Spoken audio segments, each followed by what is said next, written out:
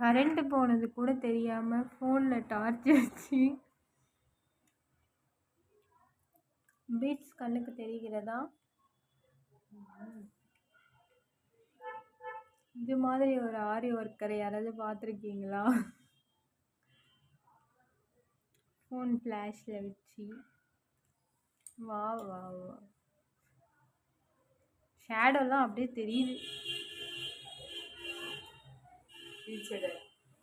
ஓ இல்லை இல்லை உங்களுக்கே கண்ணு தெரில. சி உங்களுக்கு லைட் அடிச்சு கண்ணு தெரியுது. இல்லை நான் வேற தேடி பீச் உங்களுக்கு கண்டுபிடிச்சி இந்த டப்பால இருந்து கொடுத்து